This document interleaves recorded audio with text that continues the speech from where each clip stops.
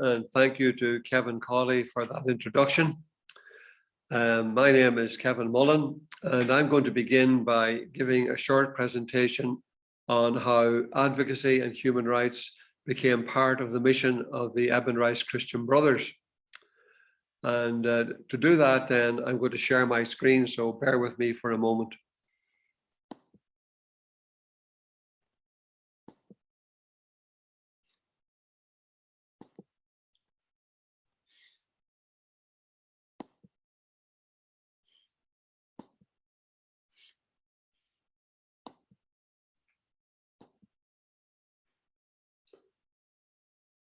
So to begin about Edmond Rice International, Edmond Rice International is a joint operation of the Christian Brothers and the Presentation Brothers, both congregations founded by Edmond Rice.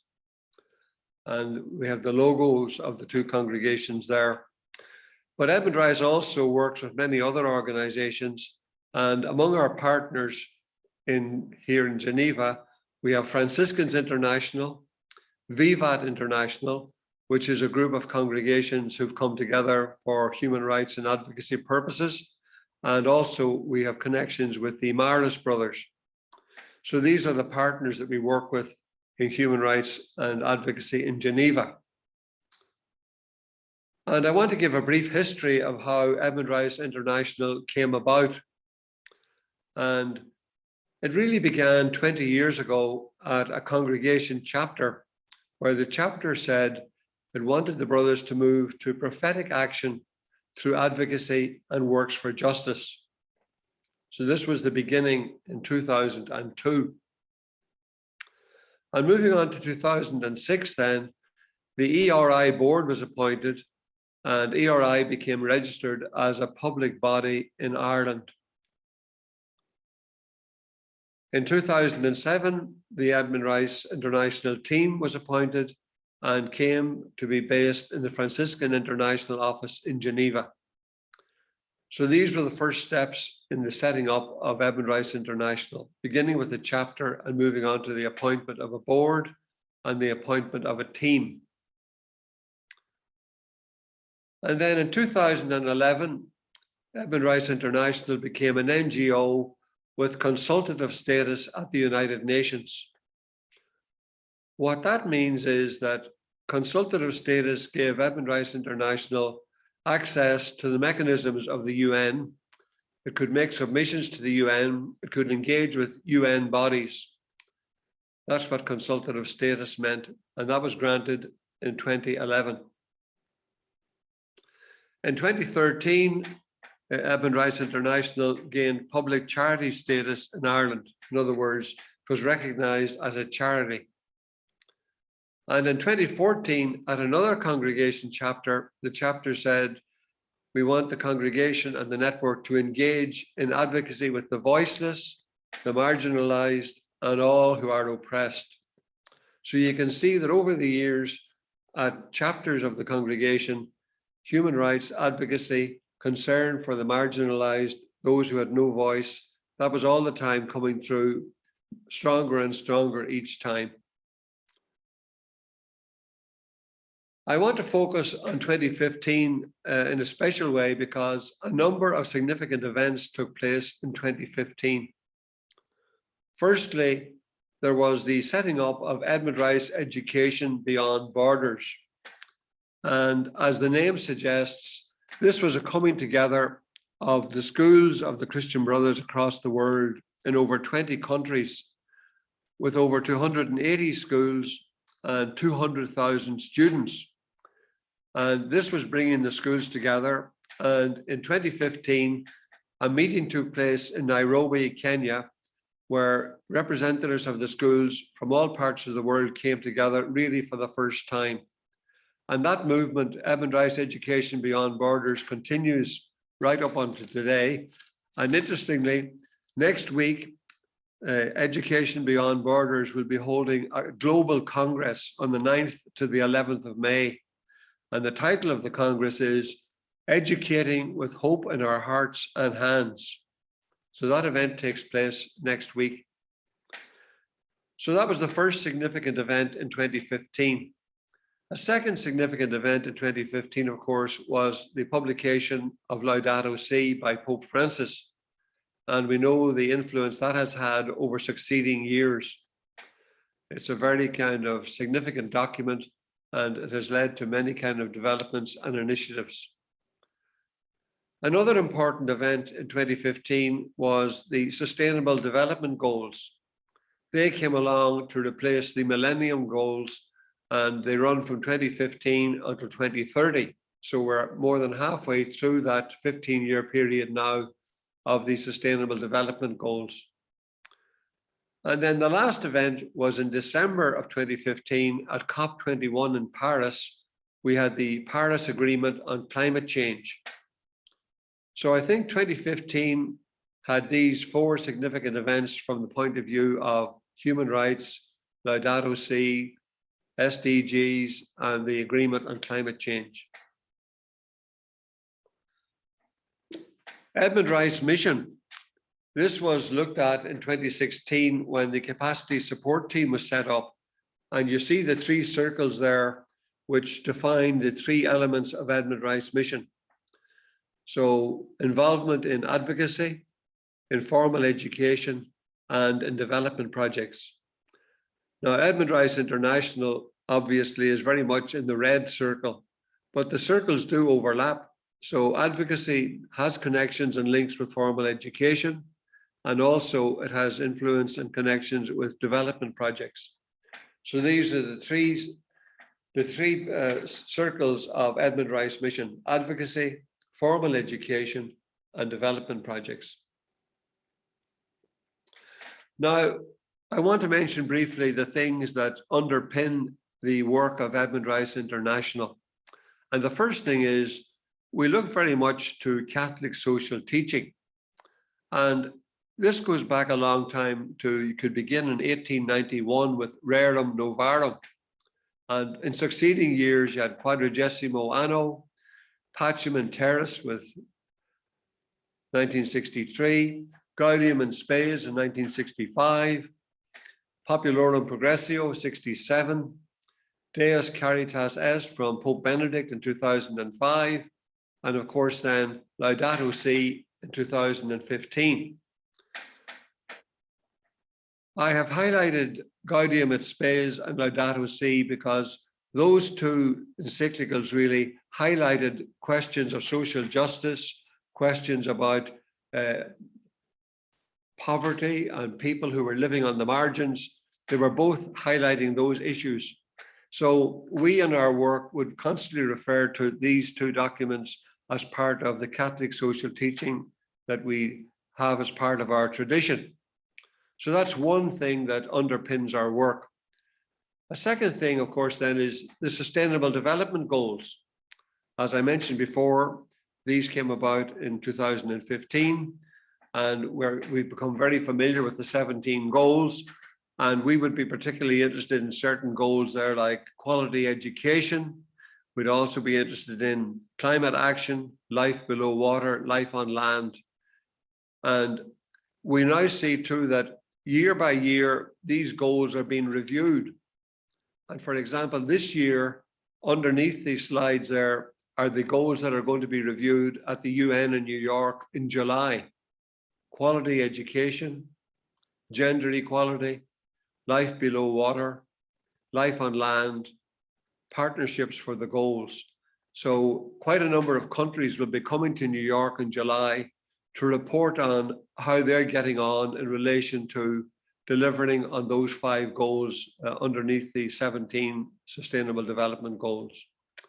So that's a second, this is a second item that influences our work. The next thing then is looking at human rights and the SDGs. So what are the 3 pillars of the United Nations? Well, the United Nations is interested in peace and security, human rights, and justice and development. Those are the 3 pillars of the UN. And then when we move to the SDGs, there are the 5 Ps of the SDGs: people, planet, peace, prosperity, and partnership. And more, we see here in Geneva that human rights and the SDGs are being linked. And when we are at meetings in the UN, when discussions are going ahead about human rights, very frequently SDGs are mentioned and brought into the conversation. So there's a coming together of human rights and the SDGs, how they interact, how they link together, how they are similar in many respects. So that's an interesting development since 2015. So moving on then, just again to look at the development of ERI, Edmond Rice International was set up as a collaboration between the Christian Brothers and the Presentation Brothers. Excuse me. So the two congregations were involved. And in the 2000s, both congregations identified the need for the Edmond Rice Network to have an international presence promoting justice. So this movement was happening in the two congregations, and they came together to collaborate on this. And then as a result of that, in 2007, ERI was set up as an NGO to engage with the human rights mechanisms of the United Nations and with a presence in Geneva and New York. So the Edmond Rice International team began in 2007. So how would I describe Edmond Rice International? It's a faith-based, non-governmental organization based in Geneva and New York, engaging in advocacy and human rights. So we make it very clear that we're a faith-based, non-governmental organization. And there are many, many NGOs here in Geneva and New York, and quite a number, of course, are faith-based.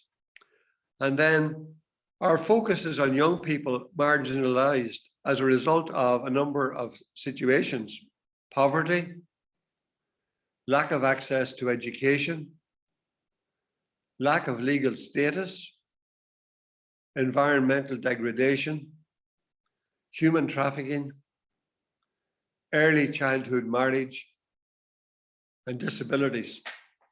This is just a number of examples of the issues that we're concerned about, and many of these issues have implications for young people.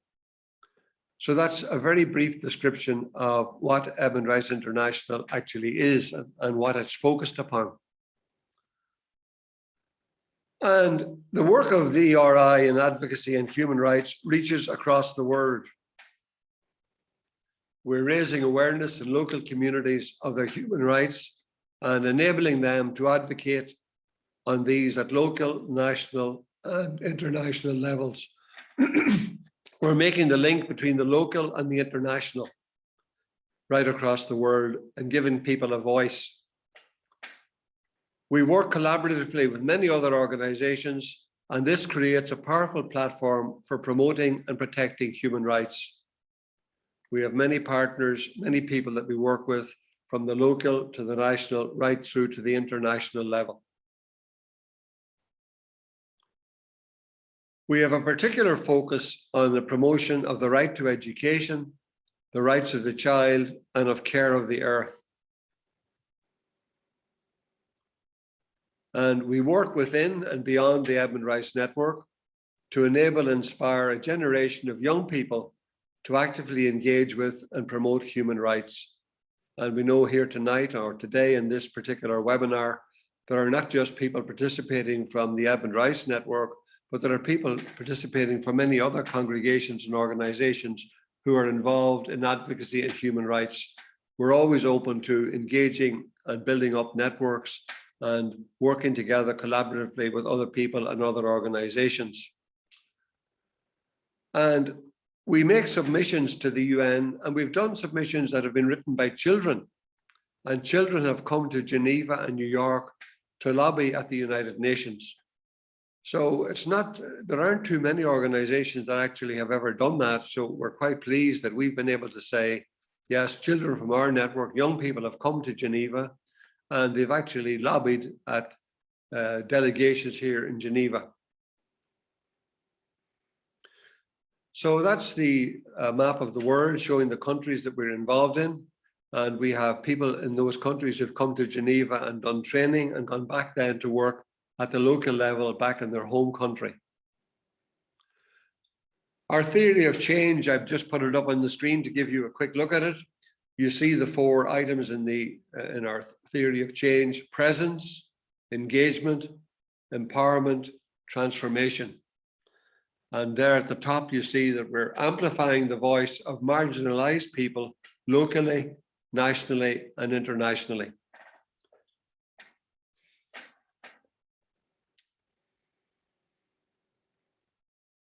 So to finish off, I want just to mention some of the principal activities of Edmond Rice International. We engage in advocacy at the international level through the United Nations. We offer training courses in Geneva, in country, and online. We link with advocacy coordinators and teams in the ERI Network. When people come to Geneva or when they do training in country, they then become our advocacy coordinators, and they sometimes are individuals or teams in various countries around the world. And we continually keep in touch with them and have a monthly meeting where we, on a Zoom call, we talk to these coordinators once a month, and they share their experiences, and we build up the network of advocacy coordinators in that way. We involve students in Edmond Rice schools as youth ambassadors. So we're encouraging young people to learn about human rights and advocacy, and they take an active part in that in the life of their schools. We promote the Edmond Rice International Intern Volunteer Program, where young adults can come to Geneva.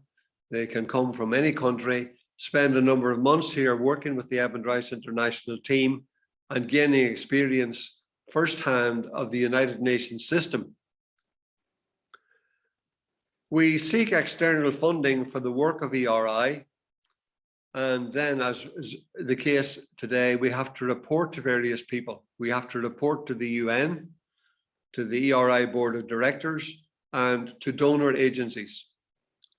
So that's an outline of the principal activities of the Edmond Rice International team.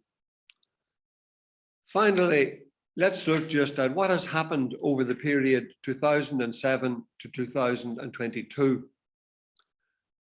I think we've been very much about raising awareness across the network on advocacy, human rights, the SDGs, Laudato Si, care of the earth, climate justice, giving a voice to the voiceless. So we believe that raising awareness is very important.